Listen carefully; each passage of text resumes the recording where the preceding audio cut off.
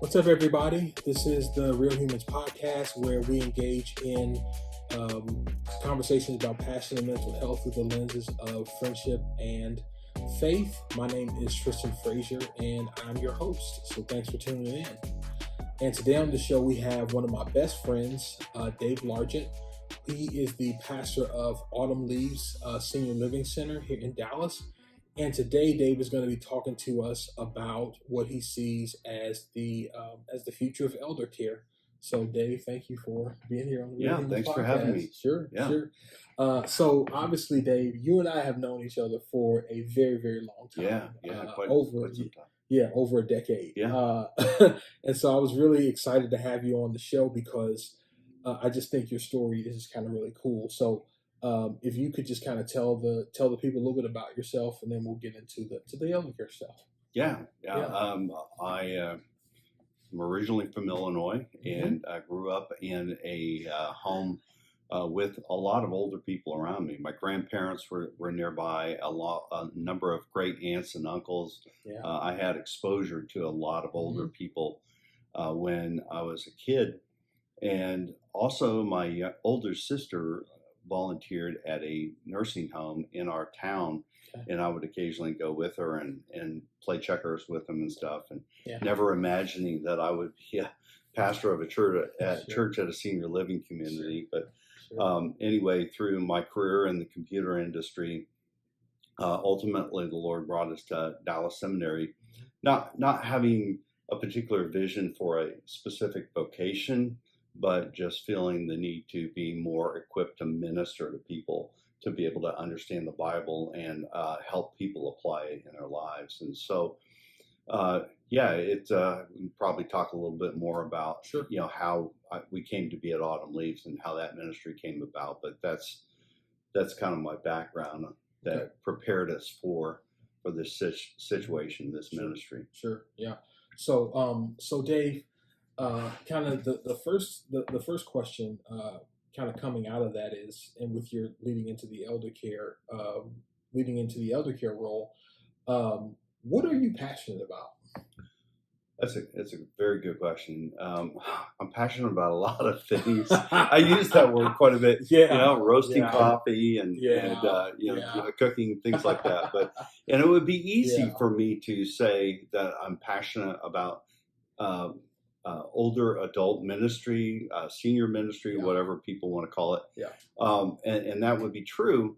But I thought about this a little bit, and I really think it's even more appropriate to say I'm passionate about people, and just the way the Lord has wired me, and the circumstances, the background in which I was raised, really wired me to be an extrovert. I kind of joke about being the poster child of extroverts, and because I like meeting people, I like learning people's backgrounds and ideas, and so older people are just people, and so I think with that desire to minister and be excited about God's word, passionate about God's word and the gospel, you want to feel like that investment, whoever you're sharing that with, that they want it, and the group to whom we minister desperately want what we have to offer. That's passionate about people. Passionate about people. Okay. And so kind of earlier you just talked a little bit about kind of some of the experiences that kind of led you to pastoral ministry within the elder care community. Can you kind of be just a little bit more specific about some of those experiences that you've had as far as that goes? Sure. Like I said, I was raised near in fact, when I was just a small kid, 4 to 5 years old, my parents built a home on the farm that had been in my dad's family since the 1850s. And so my grandfather, my dad's dad, still lived in the old farmhouse that was on this property, and he would come over every night. And so not only did I have this very, very tight relationship with him, loving relationship with him, but you know, he lived into his late 80s, and as he got older, dementia, short-term memory loss, became a common thing with him, and he would come over for dinner, and I would sit there listening to him tell the same story from the early 1900s, just over and over and over. Yeah. And he told it with such great zeal; it was never boring. It was just repetitive. Yeah. And so, yeah, I learned at a very early age to not get frustrated with that. Okay. Because I love my grandpa, and he was a great storyteller. So I would just smile and nod and listen to the story over and over and over again. And I think watching my own parents and watching some godly people in our church and friends and family, you learn not to be judgmental, and to be patient, and just bear with them, and be sensitive to what they're going through. Fast forward, then there was coming to DTS. I was really impressed by the fact that DTS had a number of these senior faculty members still present and active on campus. And what that communicated to me was that our school valued their wisdom. And even though some of them were not really being paid, Dr. Pentecost became a good friend of mine. I helped him. I work on campus, do computer stuff. I became very close to him. Dr. Walver was still living when I first came here. Dr. Toussaint, Dr. Leitner, Prof. Glenn in the Old Testament department. He and I are still best friends to this day. And so almost 25 years now. And so I greatly appreciated that. And I've sought to just really develop those relationships. And so it's kind of funny that I never actually looked for a position like this. When I look back on it now, it's like, look at all these things that prepared me for it. But it was actually one of those senior professors, Dr. John Reed, who was retired the first time. When I first started school 25 years ago, he was on campus and we met, and he ended up coming out of retirement for a while, then retired again when his wife developed Alzheimer's, and they moved into Autumn Leaves. And so he contacted me in December of 2014 about pastoring a church at Autumn Leaves. And so the time seemed right. We went over there, and literally the moment I walked in, I knew I was in the right place. Would you say, like, when you so now we're getting into, like, how did your opportunity with Autumn Leaves come about? And it was through Dr. John Reed. His wife had developed the Alzheimer's, and so he called you. Obviously, they had some kind of vacancy at the Living Center. Is that? The church is actually called Lakeview Congregation. So it's an independent church that meets at Autumn Leaves. And they had another person who left. Somebody who left. So you come to Autumn Leaves, and you're in this position where it just seems like did it seem like it was tailor-made for you? Absolutely. And absolutely. Can you talk a little bit about that too as well? When I first came in, I think the first question I had in my mind was, where do I start in terms of preaching in the scriptures? And I thought, well, let's just start at the beginning. We'll start at Genesis 1. And I'm from a Baptist tradition, and it was a wonderful church community, wonderful pastor, but they spent most of their time in the New Testament and Pauline's epistles. And Old Testament, I didn't know much about the Old Testament. I knew the stories, but I didn't really understand the theology, and that's been more of a passion of mine, to understand a greater biblical theology, absolutely, and then also not just for myself, but to share that, to help people see the amazing divine nature of the scriptures as a whole. And so I thought, well, let's start at Genesis. But then I had this thought, well, there are probably some people here who are older than I am, but who are from the same background and have this perceived need to be in the New Testament. And it took me about 2 weeks to find out who that was. I had a guy at the end of the service call out from his wheelchair, when are we going to get to the New Testament? And so I told him, I said, give me a couple of weeks and we'll go to the New Testament. So I finished Genesis 1 and I took him to Ephesians. And Ephesians is just one of those great books that we translated in Greek. And so I was comfortable with that. But then I thought, I know what I'm going to do. I'm going to go to John's Gospel, and because as I understand John's Gospel, as I've studied it over and over and taught it, I see in John's Gospel a theology of the Old Testament in light of Christ. John 1 begins with Genesis 1. And there's this strong creation motif, light, darkness. There's a number of interesting theological themes that, and it's that what John includes in his gospel has very clear ties back to what God was doing in the Old Testament.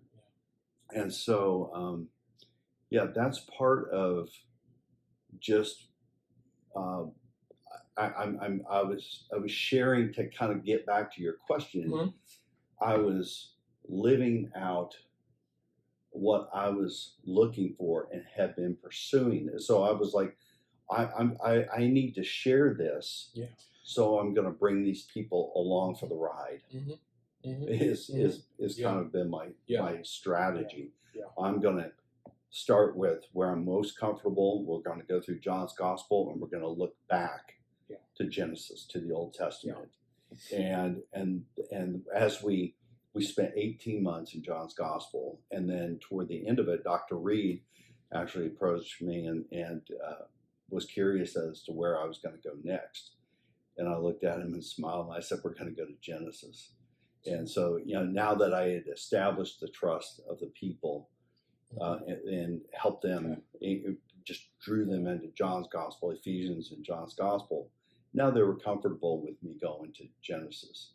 So we went to Genesis and we're looking forward. Once we finished Genesis, I thought, well, let's, instead of just going into Exodus, let's go to Hebrews. Let's give them some more Jesus. And look at what the author of Hebrews does in comparing Christ to the prophets and the priest. And in doing so, I can talk a little bit about these priests, and Christ is the superior priest. And that would prepare me for Exodus. So we go back to Exodus and kind of pick up where we left off. We heavy emphasis upon how God had not forgotten his covenant that he had made with their ancestor Abraham.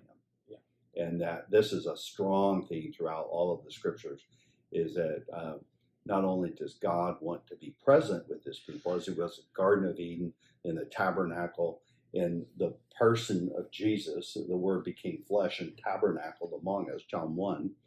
And then at the end of time, God's going to be with his people throughout eternity. You have this constant theme from Genesis through Revelation. You have, these other, his covenant faithfulness is we want people to see how the scriptures testify to God's goodness and his faithfulness toward his people. Too often people read parts of the Old Testament and they look at something like war text, so to speak, like in Joshua or Judges, and their cultural perception from where we are today in our society looks at that and we judge it and we go, I don't want to follow a God like that. Yeah. But the problem is that what we're interpreting isn't correctly telling the whole story of what God is revealing, and so we need to help people just get that. Sure. And you've, and it sounds like you've certainly done that. So you come into the community in 2014 through John Reed. Yeah, right? Actually, I started in January of 2015. So okay, me in 2014. Okay. So you started. So you Mhm. so you're cementing yourself in the community through the teaching ministry. You kind of see this deficit, where people are just kind of they've been in the New Testament, but they haven't really had any Old Testament. Yeah, I'm making the assumptions that they've got the same background, or worse than myself. Okay. Yeah. And so you've been in this community since 2015.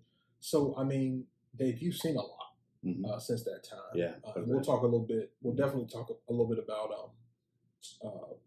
what that's been like during the pandemic here in a second. But can you talk about what has been like one low moment for you and one high moment for you in your ministry pastoring at Autumn Leaves, and then talk about how you navigated those particular situations. Wow, low. I guess it kind of depends upon how we define low, but the hardest times are when I tell people, I said, the only downside of this kind of ministry is you meet new friends and then they die. And sometimes that comes on really hard. I had an occasion some years ago where one lady I knew was having some health issues, and I was driving over to Autumn Leaves during the middle of the week to check up on her. And also there was another lady, a Catholic lady, who didn't come to church. She had pretty significant dementia, probably Alzheimer's, but we had become friends, and she loved to talk, and we would talk about spiritual things, but she had to move to a different facility that had more specific intentional memory care because of her condition. And so I wanted to find out where she was. So I drove over to Autumn Leaves, and I got out of my car and I began walking in, and one of our parishioners was walking out, and she said, "Oh, Pastor Dave, did you hear about Betty Jo?" And I said, there were two Betty Joes. One's still living and there, but this other one, I said, "Hear what?" And she says, "Oh, she had a massive stroke and died." This was the lady who I knew was having health issues, and I'm sorry to hear that. I did not hear that, and so that was a hit, but not a surprise. Sure. And so we talked a little bit. I went inside, and the activities director was very helpful to our church.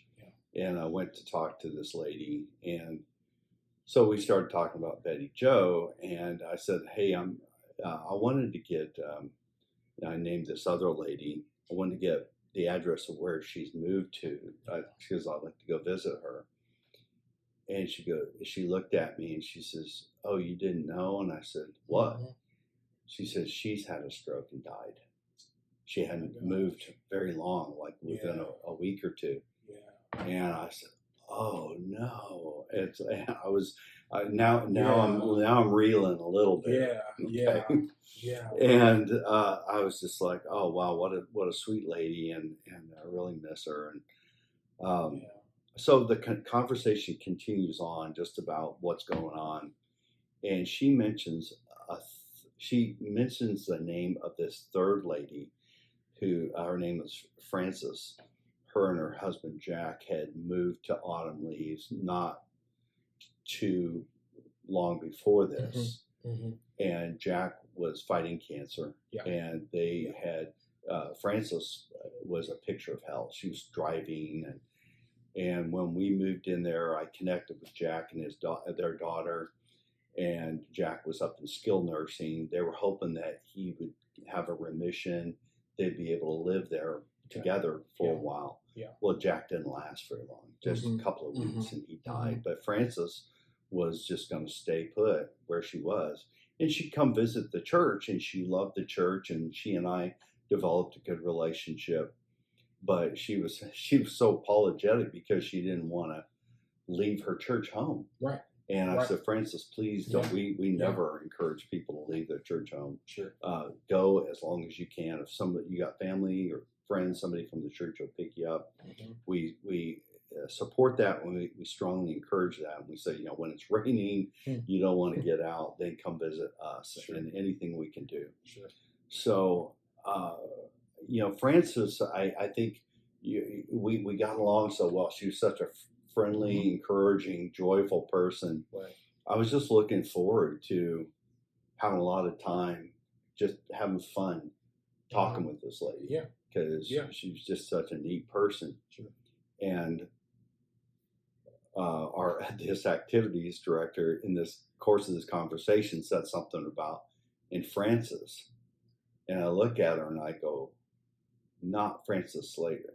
I mentioned, and she goes, you didn't know? I said, what are you talking about? She said, she had a massive stroke and died. Yeah. So that's when that's the down. Yeah. When you get hit like that three times, within a matter of 10 minutes or so, it's really hard. But beyond that, there's the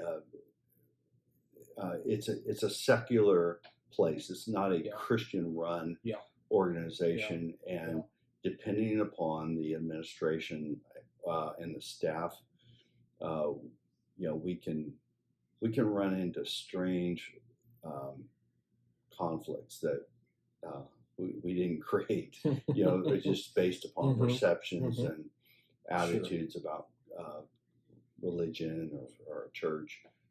People will come in and not see us as an inconvenience when in fact we're providing a service to them for no cost to them. Absolutely. Yeah.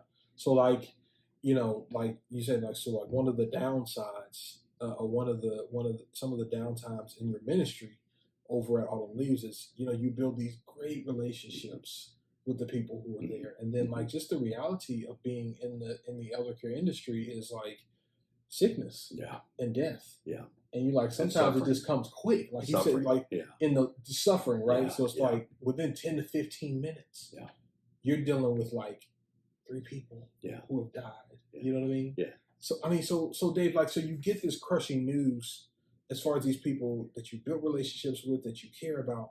How did you navigate those situations? What did you do? I think it was a lot of it was just relying upon the Lord's providence. That He put us there, and that this was just a fact of life. And like life in a fallen world, right? I guess to put it this way, I would say it would be silly for me to think that it was going to be anything different. Because these people are in their last third of life, and we've had a number of people in our church over 100 years old. I've got a lady in our church now that's she's still living. She's 103. Yeah. And 6 months ago, she was complaining. She's in our skilled nursing week and a wing. And 6 months ago, she was complaining about having to be with all these old people. Because she was still walking around with her walker. Everybody else is in wheelchairs. I shouldn't be up here with these old people. Yeah. And she's 103.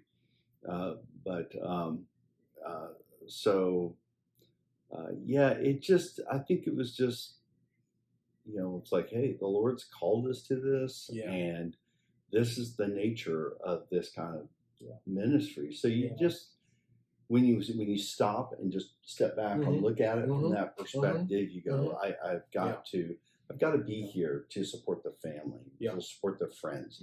I just did a funeral this past Saturday for a well-loved lady who's been coming to the church for over 7 years, and had just moved. Actually, we have some people who don't live there but come to church there, and she was one of those people. But she moved into Autumn Leaves last summer and was a very popular, friendly individual, and who just passed away recently.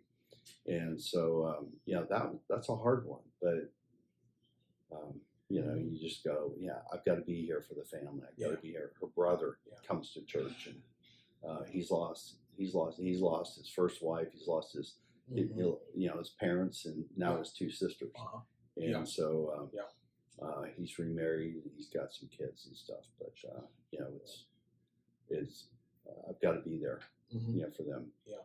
So it's like you build these great relationships with people.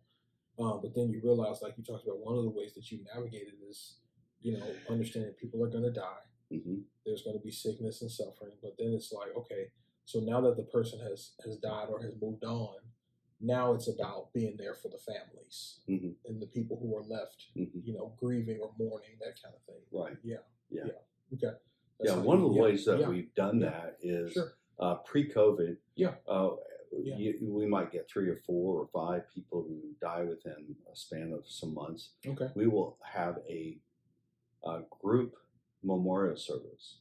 So on maybe a Sunday afternoon, we would invite the residents who knew these people, and we would invite their family if they wanted to come.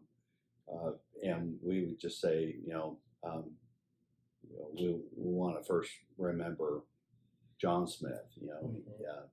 John was from Tyler, originally grew up in Tyler, and I just a brief obituary, and one of the things, I would share something. It's like, John didn't come to the church, but he and I would talk out a lot, I really love John's, sense of humor. This guy named Bill Green, he didn't when he lived in independent living, he never came to church. He and I talked all the time. He seemed to like us. I didn't know, I don't try to put any guilt or pressure on people. Bill never came to church, but he'd always want to talk because we had both lived in the same region in Illinois. So he'd want to talk about that. Then Bill moved over to assisted living, and all of a sudden Bill started coming to church. I have no idea why. No idea why.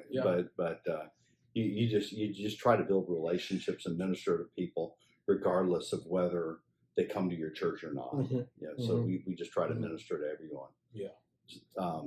The residents, the families of the residents, the staff, sometimes the families of the staff members. We've had ministry opportunities.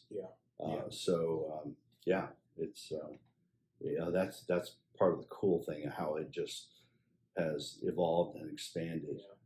So really it's like, you have your immediate ministry and your immediate work with the elders who are there, but then it's really like a multifaceted thing because you realize that there's all these other different like levels and people to their lives. You know what I mean? That's absolutely.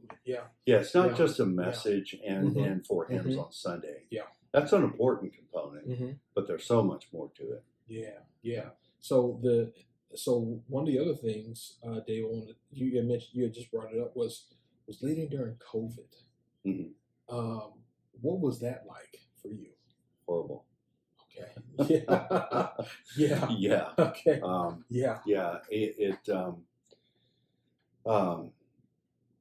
Middle of March of 2020, I got a call from the activities director. You're not allowed to come back into the buildings until it's all clear. Now, this is what I'm going to say is not an autumn leaves thing. This was a general thing, the state, the nation, the country. What happened was 14 months of these people being made prisoners. They were required to be in their apartments. They didn't want them out roaming the halls, or they couldn't go between buildings. Some people had friends who, one lady had a friend who was having some memory issues, so he moved from independent living over to assisted living. Well, they couldn't see each other, and she was actually acting somewhat of a caregiver for him. And but she couldn't go over there because of the restrictions, and it led to a lot of. I understand the desire to mitigate the spread of the virus, but what we did to them in doing so with such restrictions was just as bad, if not worse, by keeping them isolated. They couldn't visit with us. They couldn't. They tried to do these things like car parades and stuff where they could come outside